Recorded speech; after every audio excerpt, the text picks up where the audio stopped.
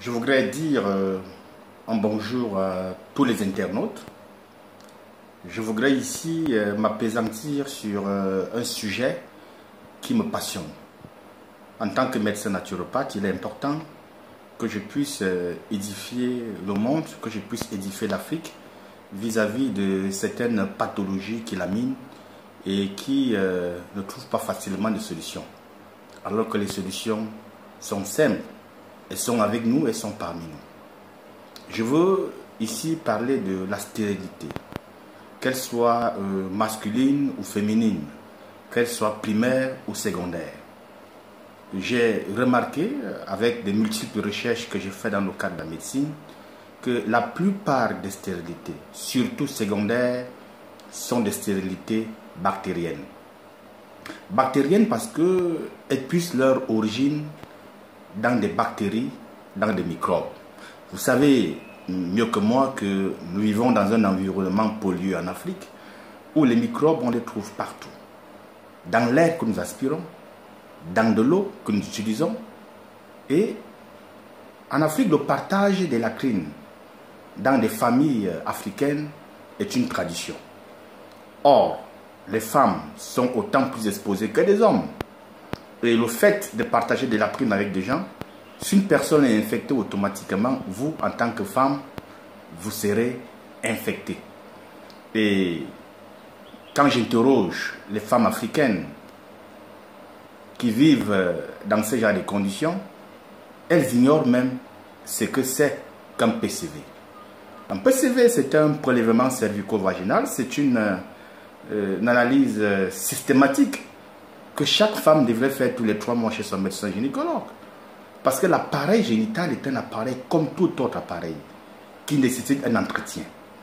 Et s'il n'y a pas d'entretien, cet appareil provoque maintenant la multiplication des microbes. Et ces microbes, à la fin, deviennent une infection. Vous allez vous rendre compte que c'est donc ces infections-là qui entraînent à la stérilité.